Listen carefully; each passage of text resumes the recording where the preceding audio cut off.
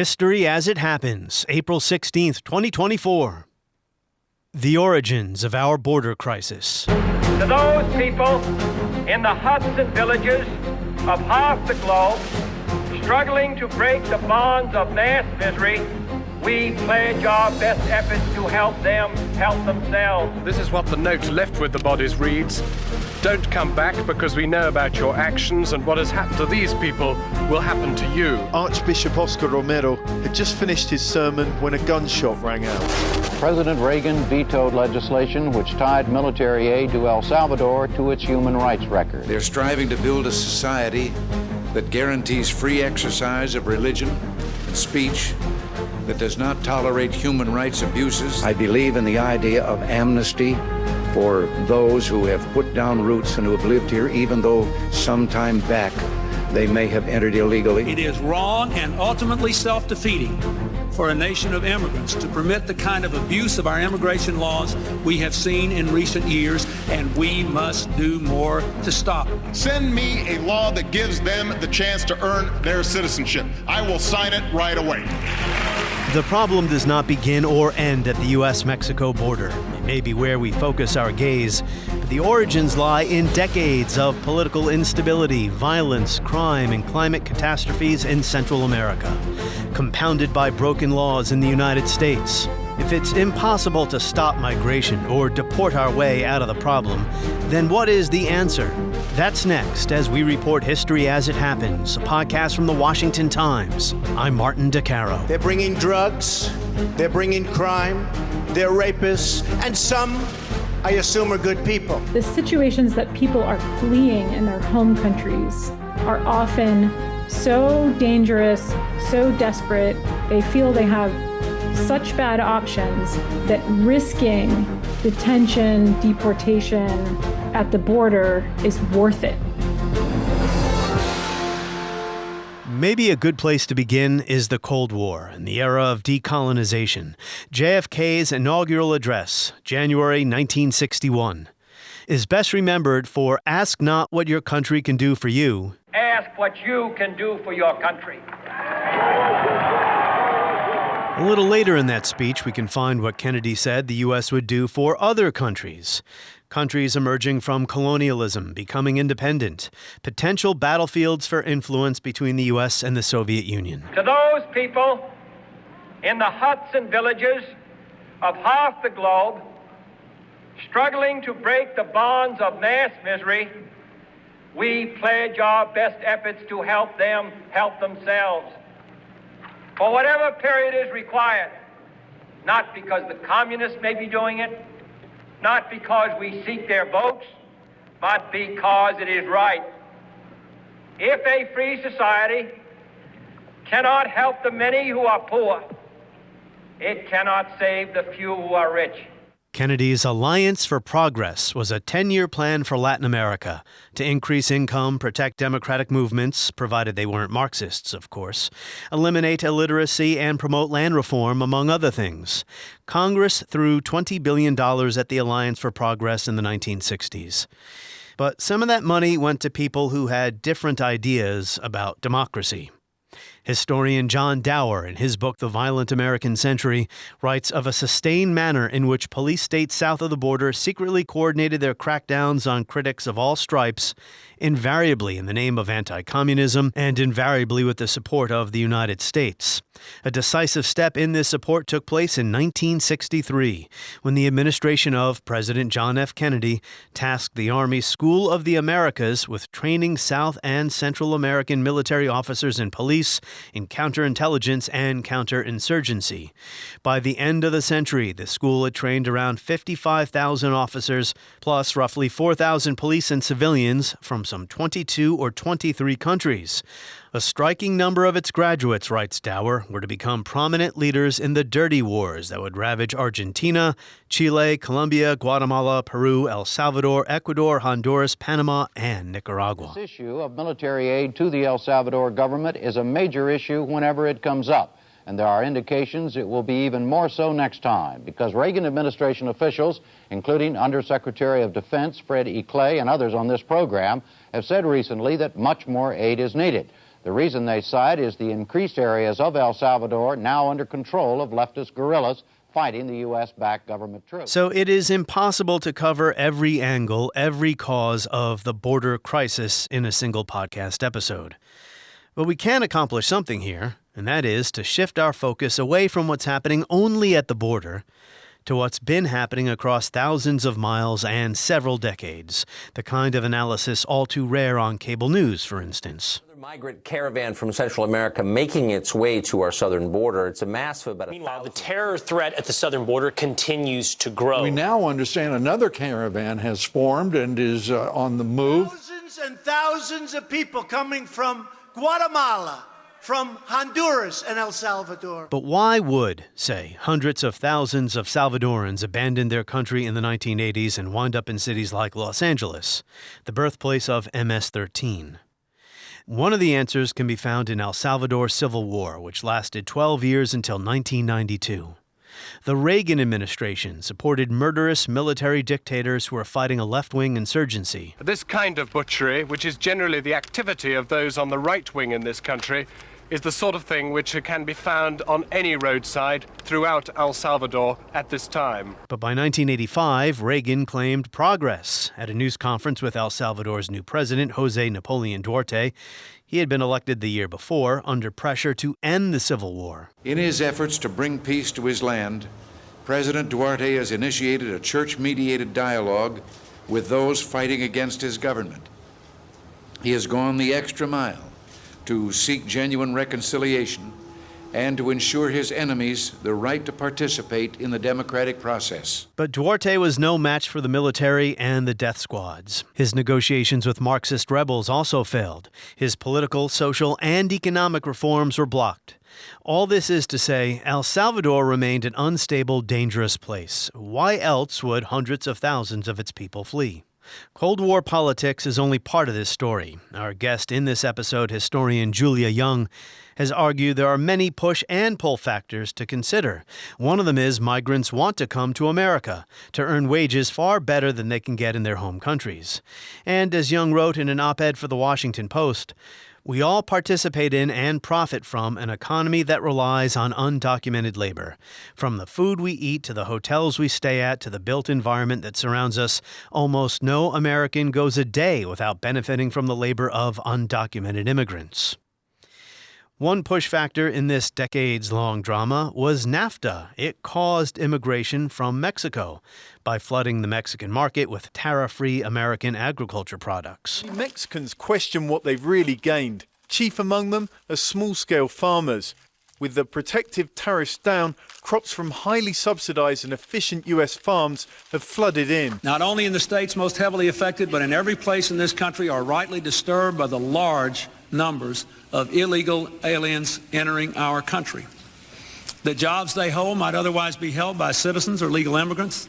The public service they use impose burdens on our taxpayers. Julia Young has written a number of op-eds and essays over the past couple of years, delving into the root causes of the border crisis.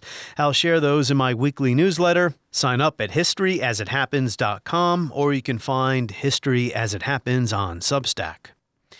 We're going to talk mostly about the causes of migration from Central America, but there's also the problem of immigration policy here in the United States. It has been decades since any comprehensive reform made it to a president's desk. Most measures since the 1990s have poured more money into enforcement, deportation, and detention.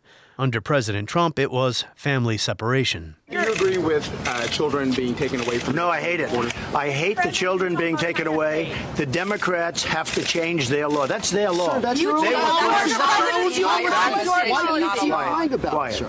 That's the Democrats' law. We can change it tonight. We can change it right now. I will leave here. No. You need their votes. The children can be taken care of quickly, beautifully, and immediately. The Democrats forced that law upon our nation. I hate it. The last president to agree to an amnesty for some migrants who entered the country illegally was Ronald Reagan in 1986. This bill, the Immigration Reform and Control Act of 1986 that I'll sign in a few minutes, is the most comprehensive reform of our immigration laws since 1952. Amnesty today? Well, don't mention the word. You'll be accused of treason. Julia Young is a historian of migration, Mexico, and Latin America at Catholic University here in Washington. Welcome back to the podcast. Thank you. Great to be here. It would have to be a really devoted listener to remember the first and last time you were on way back, March of 2021. You were my guest in the early days of History as It Happens. So, yeah, it's good to see you again. And what do you know? Migration is still in the news. How about we start from 30,000 feet? We're going to explore some of the history, the origins here. But right now, what are the biggest misunderstandings about what's happening at the border today? I would point to the misunderstanding that the problems at the border can be fixed by building a wall, or by sending troops to the border, or by sending resources to the border. Even saying the problems at the border is a misunderstanding, because migration only passes through the border, but it's a process that begins in the sending country and ends in the receiving country. And if we ignore the factors that are pushing migrants out of their home countries, and we do nothing about those factors, we don't think about solutions to those so-called push factors, right?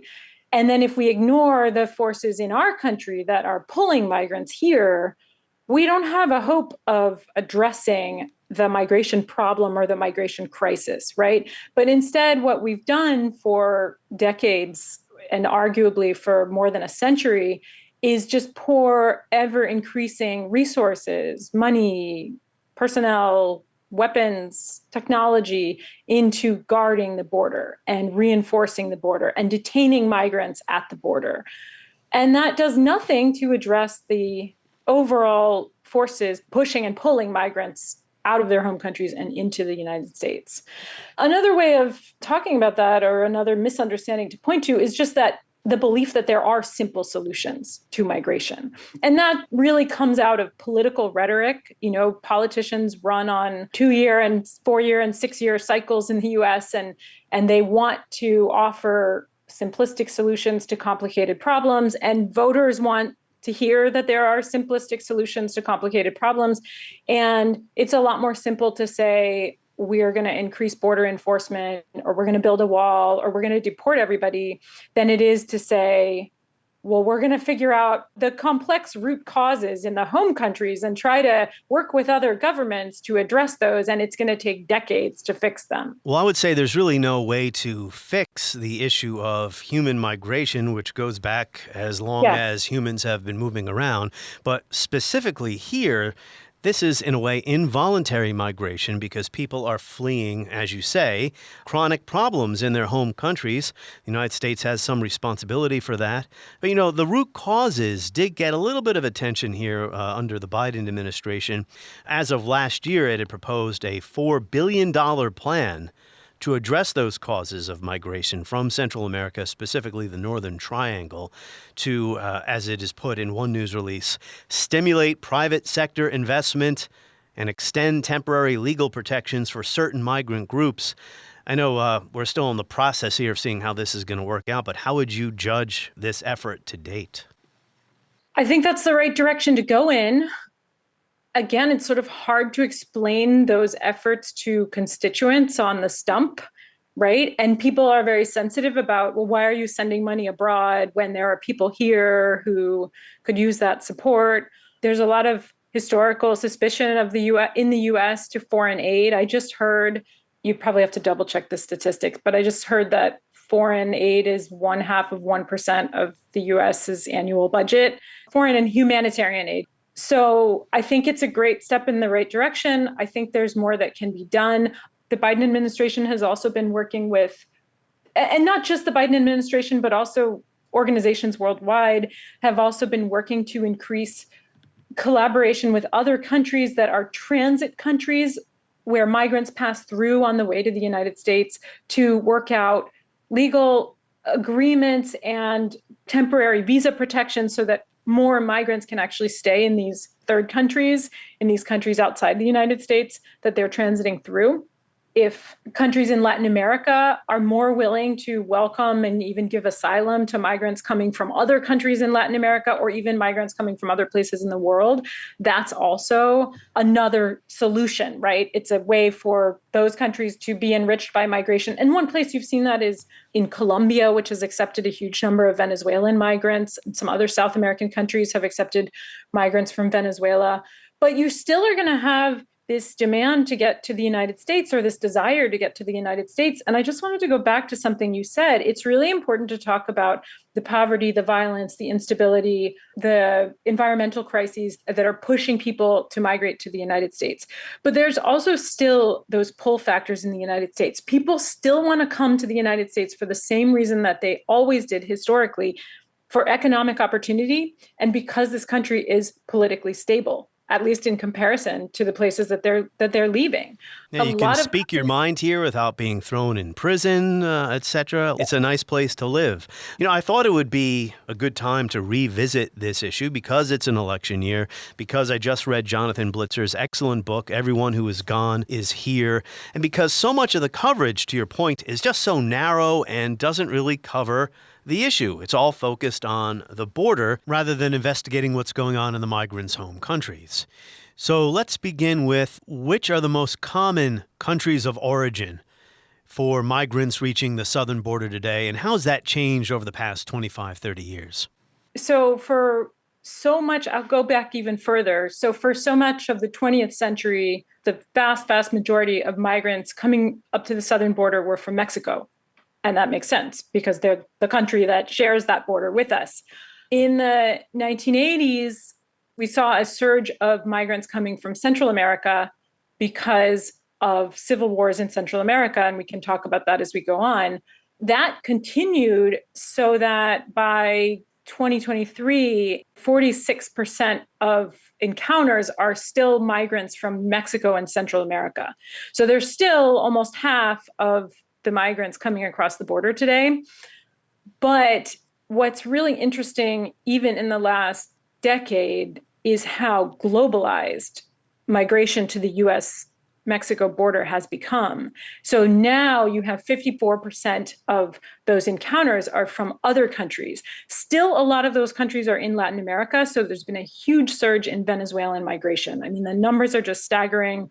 It's almost like Venezuela is just emptying out as a result of the endemic poverty, the political violence, political instability in that country under Maduro. And is the U.S., sorry to interrupt, Julia, but is the U.S. political establishment more welcoming of people fleeing a leftist or a communist country like Venezuela than they would be somebody leaving El Salvador or Honduras, where the United States has supported right-wing governments in the past? That's a great question. So for a long time, we had a policy that allowed people fleeing Cuba. It was referred to as wet foot, dry foot, that essentially said if you can get to the United States, you can immediately ask for asylum and your case will be considered. And you almost had this special provision for Cuban refugees. President Trump, I think it was his final executive order, stated that Venezuelan migrants in the United States would be given temporary protective status. So there have been some special provisions for Venezuelan migrants. I also heard when I was down on the border, I did some advocacy work down there, and heard, this was in 2019, Venezuelan migrants had a much higher rate of success in their asylum cases, as long as they could prove that they were targeted for their political activism, but that their rate of success was higher than for people leaving the Central American countries. To go back to your question, and just to go back to this point about migration becoming really globalized, there are also people showing up at the southern border. I mean, it's been in the headlines recently, groups of people from China. I just heard that there's a very high number of undocumented Indian migrants in the United States. There are people coming from African countries that were not really sending migrants through the southern border before. Part of that is that would-be immigrants in countries around the world are learning about and are paying attention to visa requirements in countries in South America and in Central America, are learning that, for example, you can fly essentially visa-free into Nicaragua.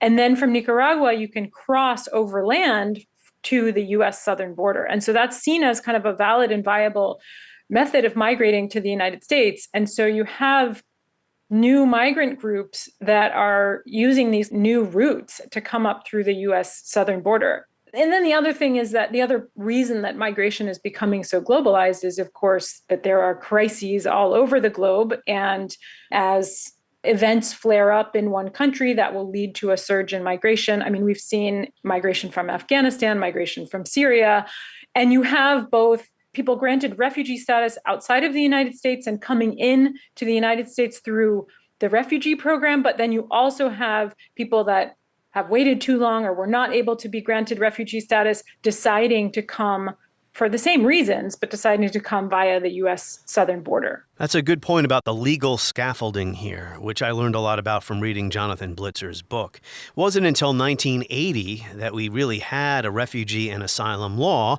It made me reflect on Ellis Island when my people came here, the Italians and the Sicilians. They just showed up at Ellis Island. They were processed in a few hours and sent on their way, and no one cared where they went. The refugee system, the United States accepts a certain number of refugees each year. And I know that under the Trump administration, they really reduced that number. The cap went down quite a bit. And then there's the asylum system. You reach American soil and you say, I want to apply for asylum. And what I've learned, and you can elaborate on this, is that from the very beginning, the asylum system has been overwhelmed, especially recently, by the sheer number of people seeking asylum. The system was never set up to handle this many people. Yeah, the best explanation, or the best kind of pithy explanation I heard, is that the asylum system was envisioned as a response to people seeking asylum from outside the United States. So people in refugee camps in Kenya, in UN refugee camps, applying and waiting to come in and then being brought in an orderly fashion. That was how our asylum system was envisioned. Actually, to push back even further, it dates from our failure during World War II, our lack of a formal refugee and asylum system, and our failure to accept refugees and asylees from Europe who desperately needed asylum. The history of the Jews in Europe trying to escape the Nazis, escape Germany, and come to the United States. And because of our immigration system that we had in place at the time, which had quotas on countries in Eastern Europe and Southern Europe that made it almost impossible for those would-be Jewish migrants to come, many of them could not come to the United States or were even turned back from the United States. And so that partly led to or contributed to the tragedy of the Holocaust, right? Yes. I mean, the people that would have wanted to escape and come here for freedom could not do so because of our immigration system. So then we began to think about, along with the UN, along with the rest of the world, formal systems for refugees and asylees. But again, it was always designed with migrants from outside the Western Hemisphere. And so to go back, the pithy way I've heard of thinking about the flaws in the asylum system is that it was never built with asylum seekers at the U.S. Mexico border. Yeah, about the U.S. and the Holocaust. There is a PBS documentary by that name, The U.S. and the Holocaust. People should seek that out. I actually did an episode about that with an expert from the Holocaust Museum here in Washington. The title of that episode is When America Failed the Jews, if people would like to listen to that. But yeah, about the asylum process here, some people would say, well, okay, I feel badly for this person from the northern highlands of Guatemala. Their coffee crops have been destroyed. I think there's what it's called a coffee rust. But that doesn't allow them to seek asylum here. Asylum is for people who are fleeing political persecution, who have a reason to believe that if they go back to their home country, they'll be persecuted or even killed. And then they might say, well, why don't they just try to come here legally? And I often will respond to them, the number of people who are allowed to enter the United States legally with unskilled jobs, unskilled labor, is tiny. Essentially, there is no legal avenue for people to emigrate here and just show up and start working. So they seek asylum, and the asylum system is broken. Am I making it too simple? What would you add to that? No, and I actually just wrote an op-ed about this with a colleague who works in migration and refugees, and I'm happy to send that to you if you want to link to it, if there are show notes or anything like that. Sure, yeah, I have a weekly newsletter that I actually put your name on, too, so you're going to start receiving my meanderings every Friday. But go ahead. Good. Great. A couple of issues. To be granted asylum, migrants have to prove that they have a well-founded fear of persecution based on factors about themselves they can't control, like their race, their religion, their ethnicity, right? And in order to prove that, they really have to have documents, they have to have receipts. There's a problem right away. If you are being persecuted in your home country, are you going to stop and record the things that your persecutors are saying or collect documents? Some people do. What most people do is run away as fast as they can, right? They're in fear for their lives, and so they flee. And so it's very hard to actually build an asylum case. And then the other issue, which you point to, it is almost impossible for what we call unskilled immigrants, but that's a bad term because they often do have skills, but their skills are in agricultural work, in the service economy. What we call unskilled immigrants, there's almost no legal pathway for them to come to the United States. I mean, the wait times for people coming from Latin America are 18 years, 20 years, 25 years, right? And then another thing I want to point out is that it is legal to ask for asylum at the border. Yes, right? you have a right under U.S. law to ask for asylum. They do. And so they are actually trying to come legally. By coming across the U.S. border and asking for asylum, they are actually trying to follow a legal pathway, right? It's just that very few of them will likely be granted asylum. And because there's only really this one legal avenue, you have this tremendous backlog. So there are 1.3 million, I think in 2023, 1.3 million pending asylum applications. And an asylum case can take, 5 to 10 years to wend its way through the courts. So what people are doing is they're asking for asylum.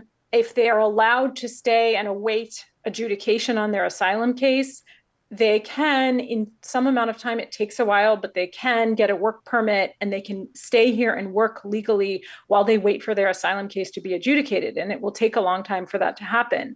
Some of them will be denied immediately, some will be deported, and then they have to choose whether to try to cross the border again or not. If there were a better legal pathway, I think people would choose to do that because Absolutely. The definition of who meets the threshold for asylum is so narrow. And so many people will not be able to prove that they fled because of persecution. Doing it this way is dangerous. No one would Yes. prefer to do it this way. No. And during the Trump administration, they had enough of this system, and they were pushing people back into Mexico to await their legal proceedings. Right. And Right. that was very controversial because the Mexican government got tired of it after a while. And a lot of those people were victimized. Jonathan Blitzer mentions a statistic in his book. I don't know it off the top of my head, but it was a significant number of people who were pushed back into Mexico to await their legal proceedings, kidnapped, murdered, sexually abused. Oh, absolutely. So we already have the pre-existing problem of cartels and narco trafficking in Mexico. And we can talk also more about gangs and gang violence and drug violence in Mexico and Central America. Increasingly over the last 10, 15 years, the cartels have sort of moved in on this incredibly vulnerable population of migrants and asylum seekers who are transiting through Mexico, but who are from other countries. A friend of mine just got back from working at the border, and he was in immigration shelters, and he was saying 50% of the people he talked to in one immigration shelter had been kidnapped in Mexico and extorted, right? They're kidnapped by cartels, by criminals, right, with ties to the cartels, and extorted. So they'd be kidnapped, sometimes loaded on buses, and then their families would be called and said, send $1,000 or your family member dies. Send $5,000 or your family member dies. Sounds like a small amount of money, but is a huge amount of money for these really poor people from Central America, from other parts of the world. So by pushing these asylum seekers back into the border, it creates this incredibly vulnerable and concentrated population who are at border cities all around the north of Mexico, waiting for the chance to cross into the United States with no ability to really work or support themselves in Mexico. Some of these migrants with no chance of getting into the United States can be recruited into drug organizations, recruited into working for the cartels, right? So all of this creates problems that are not only harming these asylum seekers and migrants, but are also destabilizing the situation at the border, destabilizing Mexico, and ultimately destabilizing the United States, because what happens in Mexico is so connected to what happens in the United States. And the United States has exported gang violence back to Central America. I shouldn't even say back. MS-13 started in L.A. So many of these criminals, and they were criminals, they were in prison. They were deported out of our prisons back to El Salvador and other countries. Maybe we'll get into that in a bit. I do want to talk a little bit about El Salvador in the 1980s because it'll give people an idea of the origins here. But before 1980s, we'll go back to the 1960s. I have a book here in my hand, The Violent American Century by John Dower. He talks about how the Kennedy administration, 1963, had the Army School of the Americas, which had been established right after World War II, training South American and Central American military and police forces in counterinsurgency and counterintelligence. What was up here? Why did they want to do that? I feel like this is always the historian's answer. Like, we need to back up just a little bit, a little bit further back into history. But no, I mean, I think we need to back up not just into history, but also geographical scope. So we just need to think about U.S. foreign policy during the Cold War. You can keep backing up, but you got to stop in 1492. So. All right. Well, I can back up to before that. Go ahead. But anyway, I think we need to talk about and think about U.S. foreign policy during the Cold War. The U.S. emerges from World War II, and the U.S. develops this strongly anti-communist policy, and that really drives its foreign policy. The whole goal is to prevent nations from aligning with the Soviet Union, prevent nations from going red, from becoming communist, and to respond to and to try to nip in the bud any left-wing movements arising around the world that can be defined as communist or are suspected to be communist. So, and there's a really wide definition of what is a communist movement, right? Is it a movement for labor unions? Is it a movement for justice in rural populations? Is it a movement by landless peasants? Okay, well, that in the context, in the lenses of Cold War foreign policy, that is a movement that then gets defined as a communist movement. Is it a movement that U.S. business interests don't like? Okay, it's communist. We have to nip it in the bud. Guatemala, 1954. Yeah, I was going to say. So this drives our foreign policy around the world. And when we look at the Western Hemisphere, Guatemala is kind of a laboratory for this policy. We support the overthrow of democratically elected President Jacobo Arbenz in Guatemala. It's a CIA-backed operation. It's called Operation PB Success. Basically, we fund insurgents, military insurgents, who overthrow this democratically elected president who we view as too leftist, too communist, as somebody that's going to make Guatemala into a communist country, ally with the Soviets and against the United States.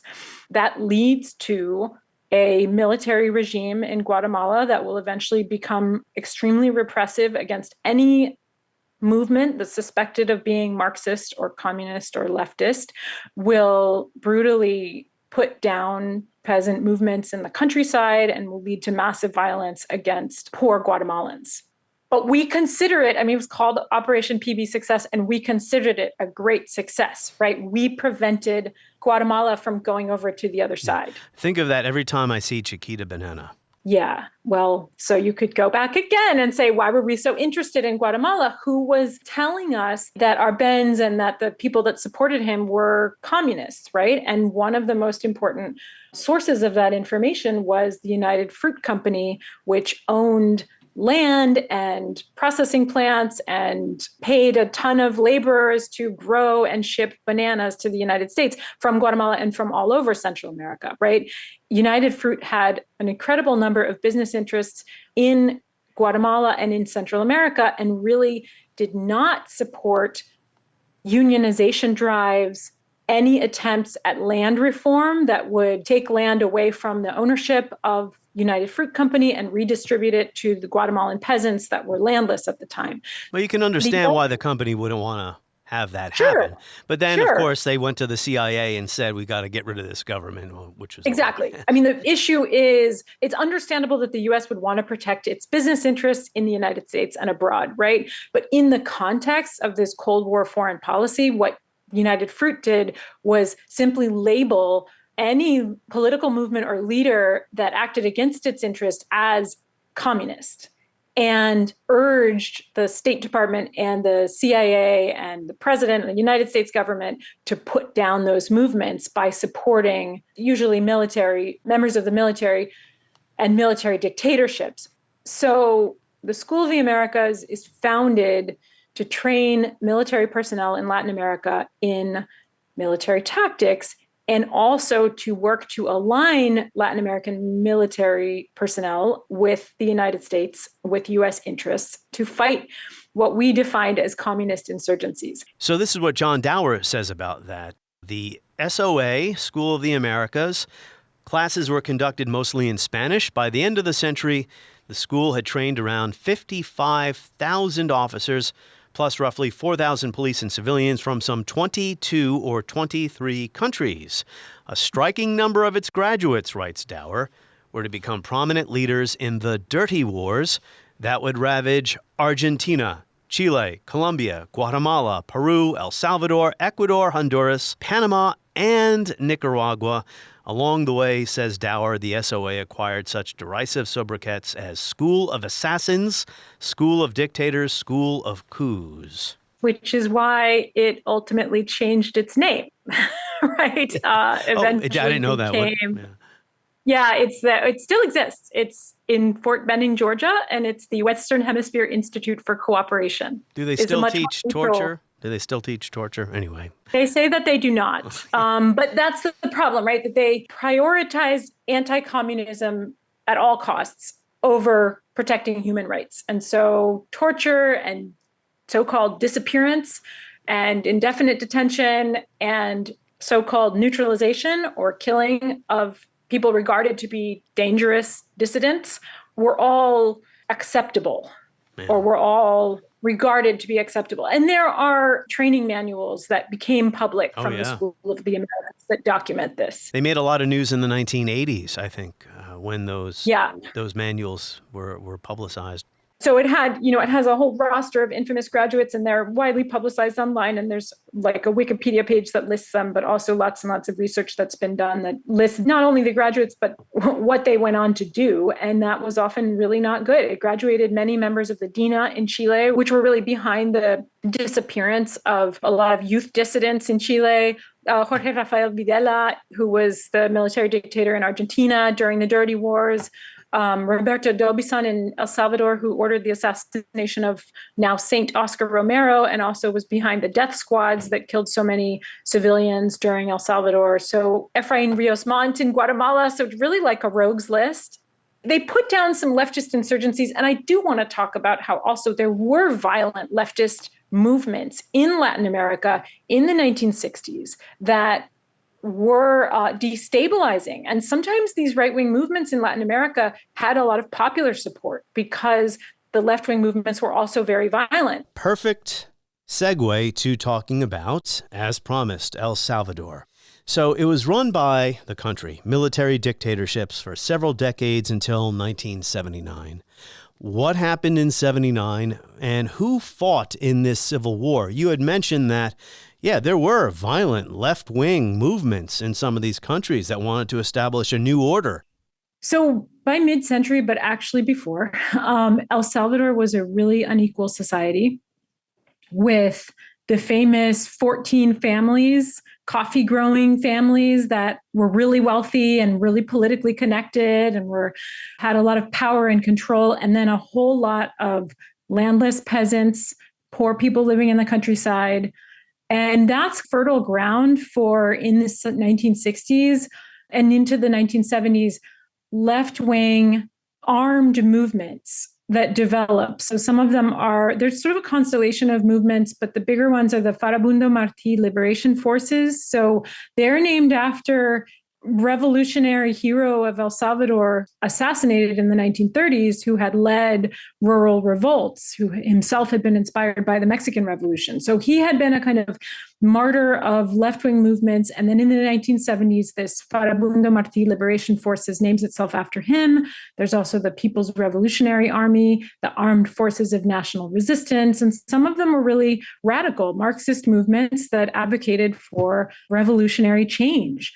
This wasn't just something that was happening in El Salvador. It was happening across Latin America. And these were movements that were really responding to massive inequalities in Latin America, the great disparity between often the landless rural poor and wealthy elites who were seen to have been benefiting from relationships with the United States. So these movements were often Marxist, they were often really anti-imperialist, and they often did gain support from peasants and then also from students. There were students that were really kind of radicalizing around Latin America and in the United States and in the world in the 1960s.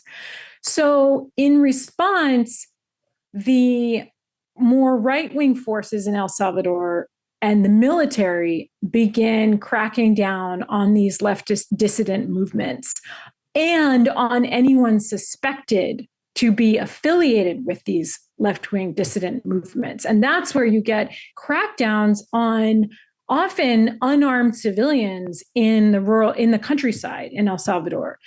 And so people begin to speak out against these attacks, massacres, attacks on civilians. And some of those people were religious. So that's where you have Archbishop Oscar Romero, who was very outspoken against the atrocities of the right-wing government of Roberto del Bison in El Salvador, who denounces the Salvadoran military for its abuses of the Salvadoran population. He was assassinated by the military for doing so. You also had the famous killings of the churchwomen, American churchwomen. Both of these were in 1980.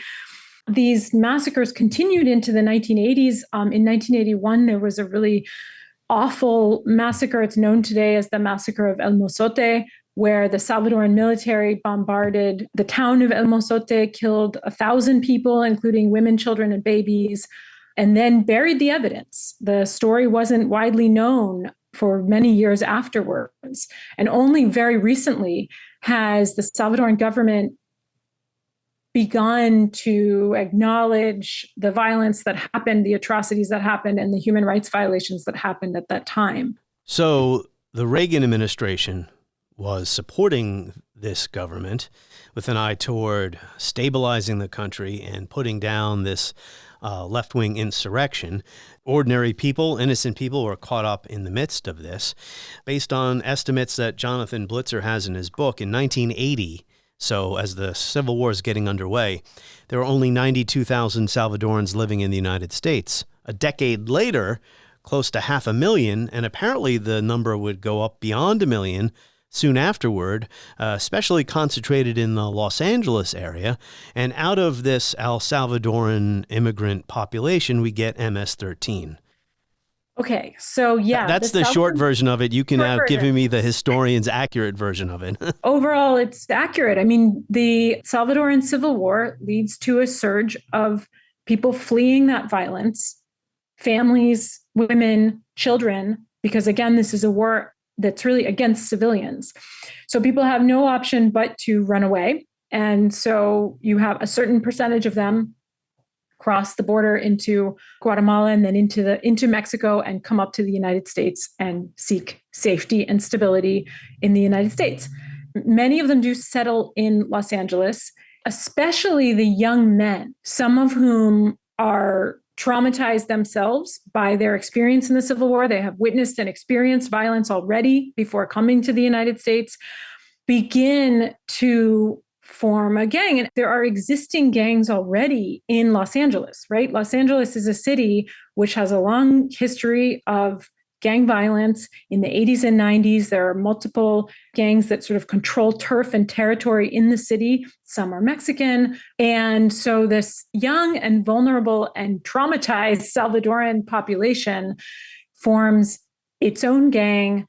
It's called the Mara Salvatrucha. So Mara means gang. Salvatrucha is slang for Salvadoran. And that's a way to protect themselves from these other gangs that already exist. Over the 80s and 90s, these gangs become increasingly strong, lead to violence in Los Angeles. And in the 1990s, as President Clinton and as the U.S. government tries to respond to both crime and gang violence and the problem of migration, it begins to deport convicted criminals who are undocumented immigrants back to their home countries. And so Salvadoran members of MS-13 who have been convicted of crimes, who have served jail time in the United States, instead of being released for serving their time, are deported to El Salvador. When they're deported to El Salvador, they bring their gang identities and their experience and their knowledge back to El Salvador. So that gang violence really does have its roots in the United States. I mean, it's a story that starts in El Salvador with the Civil War, with the refugees fleeing violence in El Salvador. It goes to Los Angeles, develops in Los Angeles, and then goes back to El Salvador again. MS-13 now is the largest gang in Central America. It's not just in El Salvador. It's in all the countries in Central America. It's actually also in Europe. It's also in the United States. It's all over the United States and in Mexico. MS-13 is one of the gangs. There are multiple gangs, but it's one of the gangs that have helped to turn Central America into the region with one of the highest homicide rates in the world. Yeah, so it's exporting violence to these countries. But what's interesting about Reagan is that when he was running for president in 1980, he talked about amnesty for immigrants who had been here a long time and had put down roots. Rather than making them or talking about putting up a fence, why don't we work out some recognition of our mutual problems, make it possible for them to come here legally with a work permit, and then while they're working and earning here, they pay taxes here. And when they want to go back, they can go back, and they can cross and open the border both ways by understanding their problems. This is the only safety valve right now they have with that unemployment that probably keeps the lid from blowing off down there.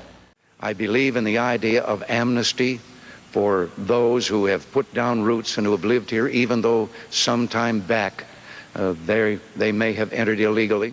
So his Cold War policies, I think, were shameful.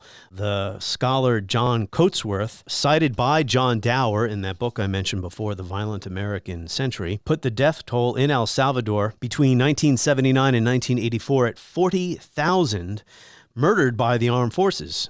Coatsworth notes in passing that Reagan visited Guatemala City in December 1982 and praised the ruling military junta for its commitment to defend the country against the threat of communism.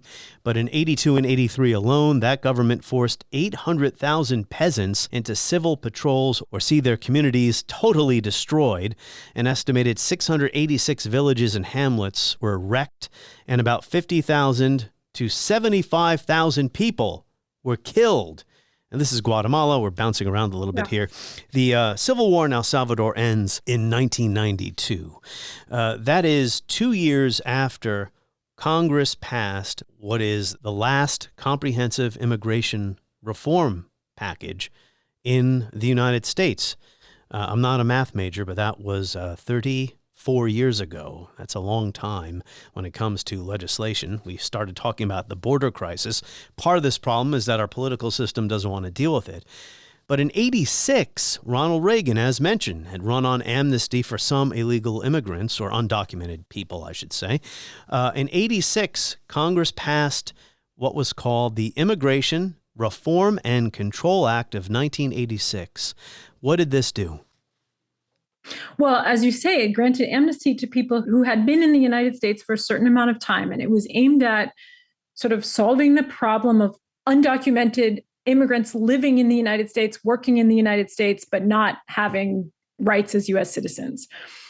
But it also reinforced our approach to the border that we still have today, right? It sent money into border control and immigration enforcement. In 1981, this administration asked the Congress to pass a comprehensive legislative package, including employer sanctions, other measures to increase enforcement of the immigration laws, and legalization. The Act provides these three essential components. Distance has not discouraged illegal immigration to the United States from all around the globe. The problem of illegal immigration should not, therefore, be seen as a problem between the United States and its neighbors. Our objective is only to establish a reasonable, fair, orderly, and secure system of immigration into this country, and not to discriminate in any way against particular nations or people. Future generations of Americans will be thankful for our efforts to humanely regain control of our borders and thereby preserve the value of one of the most sacred possessions of our people, American citizenship. So now I'll get on with the signing and make this into law. I want to also, you've touched on the 1990 Act as a major immigration reform. And I want to push back on that just a little bit, because the 1990 Act was really just a revision of what's actually our last comprehensive immigration reform, which is 1965. So how long, I don't know how many years ago was 1965. I can't do that math, but Lyndon Johnson was president. It's not recent, but go ahead. Yeah. It's not recent. So we really have gone for so long without comprehensive immigration reform. And we've already addressed that. We've talked about how hard it is for the people that want to come legally, the people that we want to come, right? Because we employ people who are service workers who work in the agricultural industry. We need their labor, but it's very, very hard for them to come legally. So yeah, the 1986 legislation was something that would never pass today. It allowed people who had gotten here before 1982 from some parts of the world to stay legally. People can never believe that. When I teach my students about immigration history and I say, who do you think was the last president who enacted an amnesty policy for immigrants? And they never guess that it's a Republican, and they're shocked that it was Reagan, right? But one of the reasons that policy actually only led to more crackdowns at the border is that amnesty, it did legalize big populations of immigrants, many of whom were from Mexico. And that meant that those immigrants could then sponsor family members to come across. So it actually led to strengthened or reinforced migration patterns from Mexico to the United States. It didn't stop migration, which some people had hoped or argued that it might do, right? It might sort of solve the problem of immigration. But again, until you address the push factors and the pull factors, you're not going to stop migration if that is what you actually want to do. Yeah, that's a whole other issue. I mean, it makes no economic sense in my view. So there have to be interests in our country who like this system of cheap, undocumented labor coming across the border. Would that be big agribusiness? I wrote an article called, sorry, I can't actually remember the actual title, but I wrote an article about how we are all addicted to undocumented immigration in the United States today. Doesn't matter if we're Republicans or Democrats, doesn't matter where we live. We are all benefiting from the labor of undocumented workers. And that's because undocumented labor is just, we absolutely depend on undocumented labor in the agricultural sector and in the service sector particularly.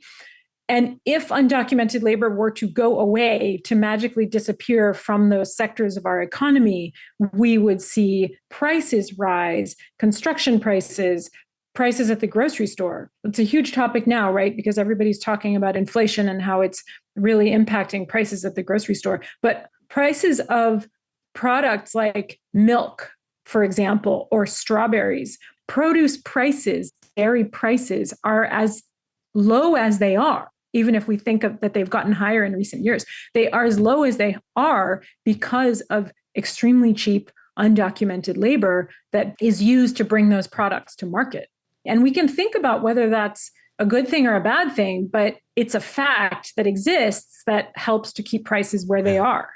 In the 1990s, NAFTA. Nelson Lichtenstein, his recent book about the Clinton years, the Clinton economy, and NAFTA, there was no giant sucking sound of jobs to Mexico. That actually was more about China. More jobs, many more jobs. Walmart jobs went to factories, went to China. But what NAFTA did, according to Lichtenstein, was it exacerbated the problem of migration. The Mexican markets under NAFTA were open to big U.S. agribusiness. And Mexican subsistence farming, small farming, floated away in the wind. So what did these people have as an option? They could go work a bad-paying job, maybe in a Mexican city, or they decided, you know what, I'll go to the United States and get paid a decent wage compared to what I could get in Mexico. Why don't you pick it up from there? NAFTA's impact on illegal immigration. As I was just telling my students in my History of Mexico class this semester, NAFTA was a free trade agreement that opened the border for trade between U.S. and Mexico, and of course, Canada. And it did nothing for migration. It did not create a new path or a new avenue for labor. And so, exactly as you describe, Mexican workers, especially in the countryside, could not compete with U.S. products now being imported into Mexico with no tariffs and at large scale.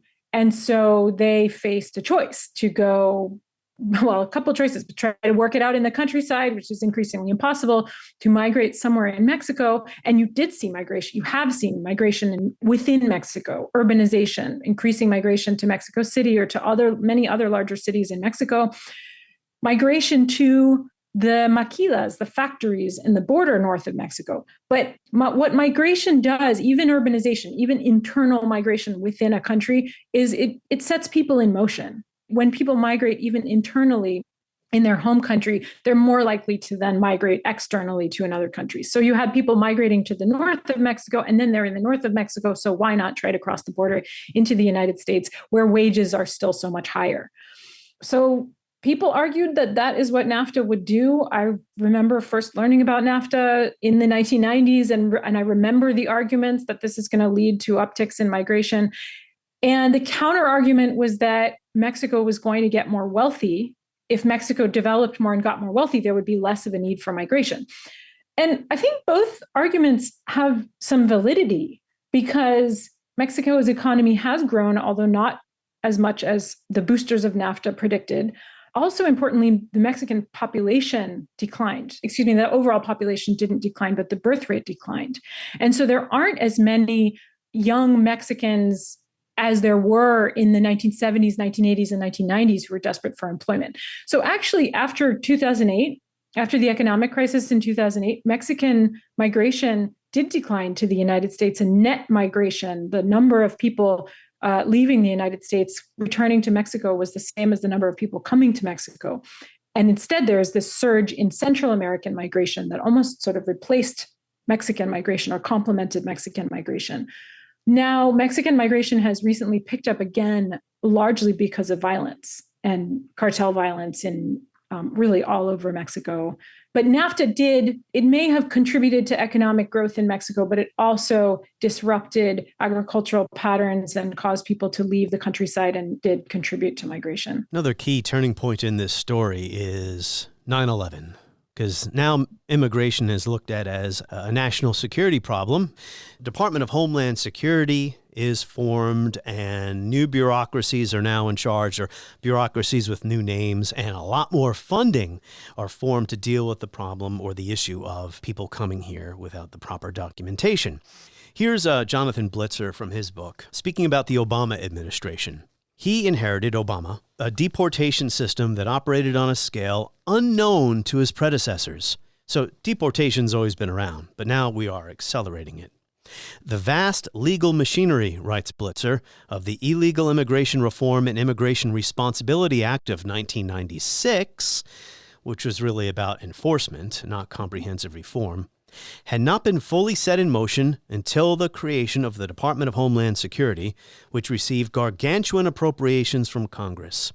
A few years into Obama's first term, for example, the immigration enforcement budget was $18 billion, more than the funding for all other federal law enforcement agencies combined.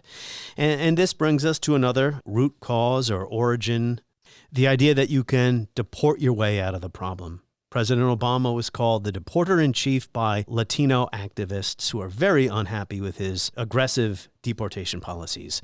Parents were separated from their kids, not in the same way as happened under the Trump administration, but there are stories of kids coming home from school and their parents are gone because now being held by federal immigration authorities in cells waiting deportation.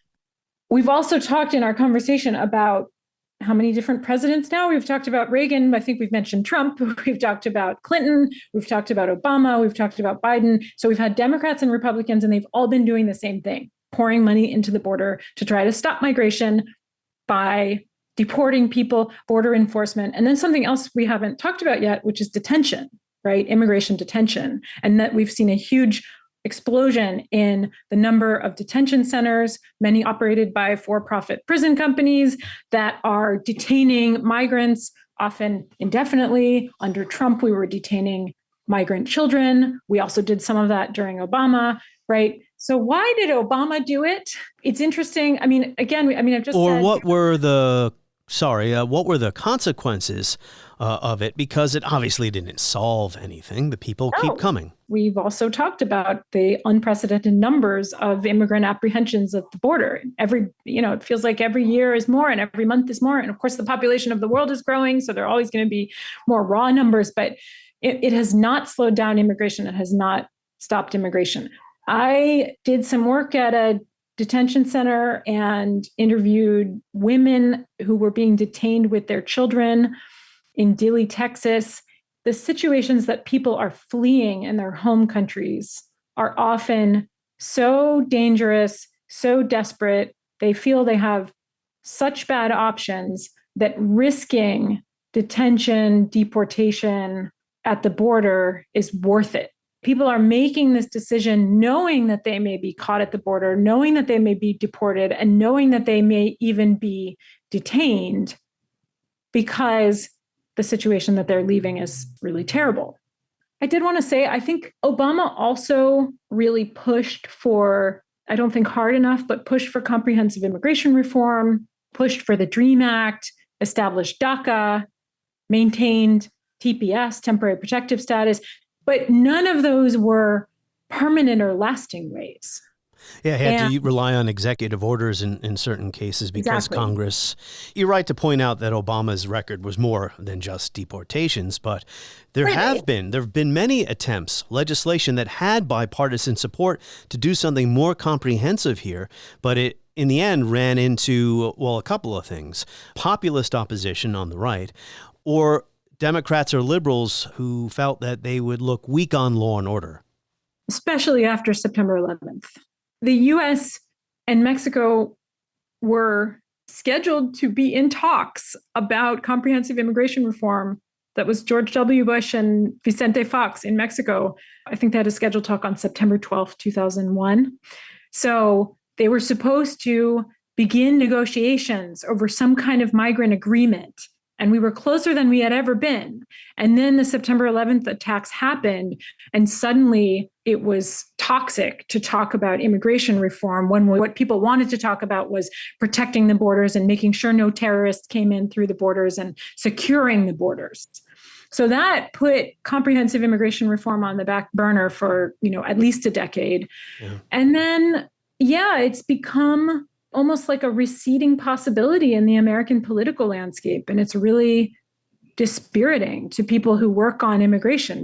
We seem to get further and further away from the possibility of immigration reform. And I will say there's resistance to compromise on both sides. Yeah, well, the left is hesitant to endorse more enforcement, which is going to have to be part of a compromise bill. We have a 50-50 political landscape here. So if you want to get something done, you have to face that reality. Right.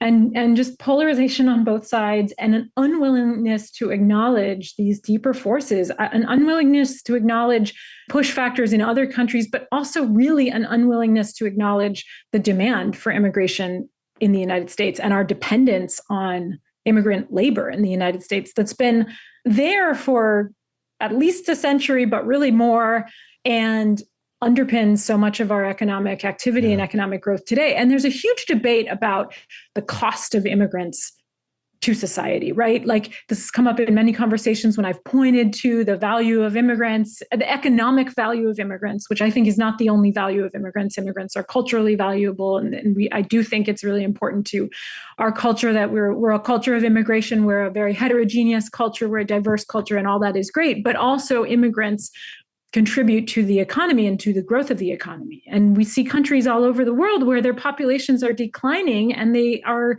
searching for essential labor. I agree with you entirely. This is an economic necessity to have people coming here. I think we can agree on a couple things despite our polarization politically. I think we can agree that our immigration system is broken. Our legal framework for immigration is broken or no longer serves or no longer adequately responds to the realities of immigration globally and at the U.S. Mexico border.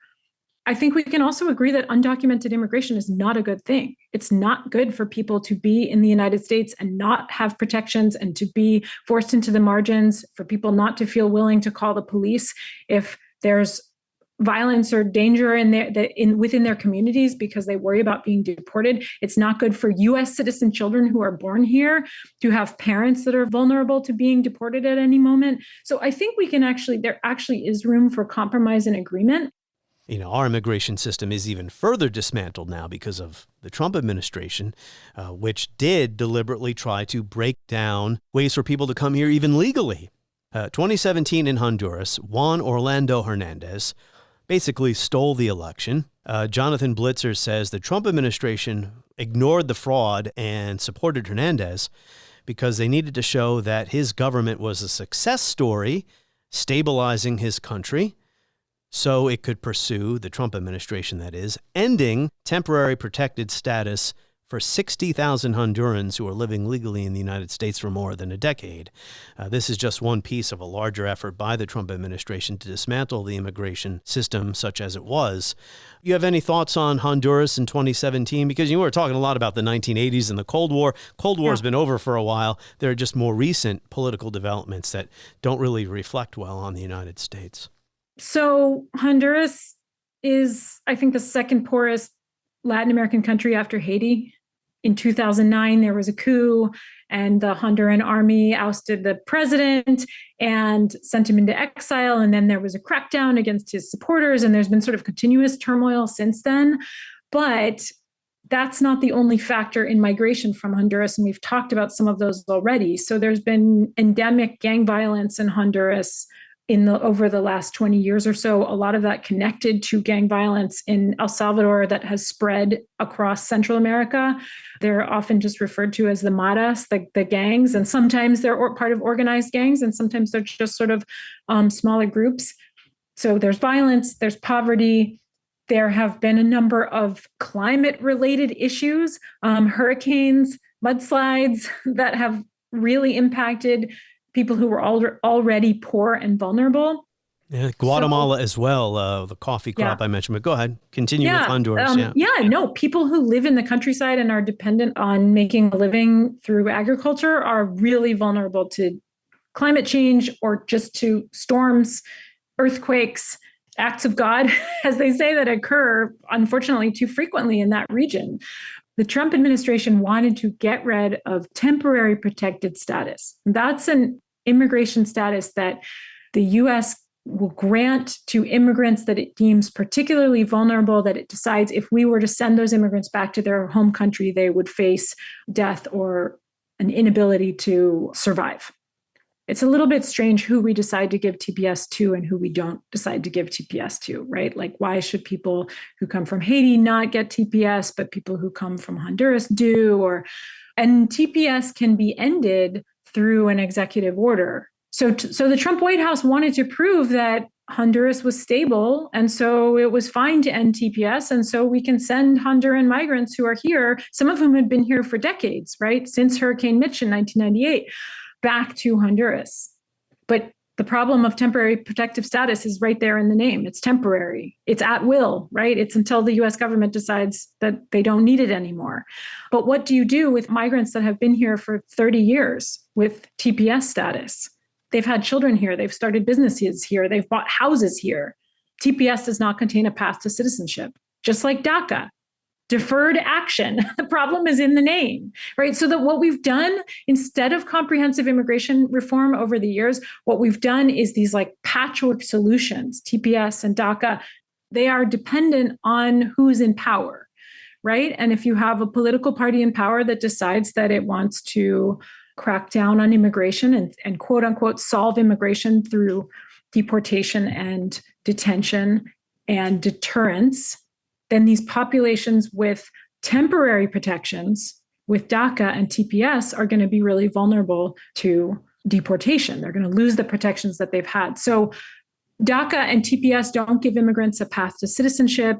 They're the best thing we have right now, but they're not real immigration reform. If election year politics keeps Congress from acting on a comprehensive plan, let's at least agree to stop expelling responsible young people who want to staff our labs, start new businesses, defend this country. Send me a law that gives them the chance to earn their citizenship. I will sign it right away.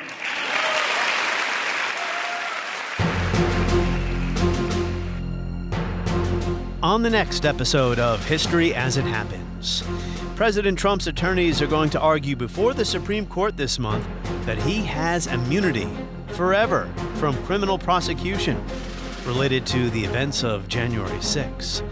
Jack Rakove and Joseph Ellis will join us next to discuss those claims in light of what our founding fathers might have thought of them. As we report History as It Happens, a podcast from the Washington Times.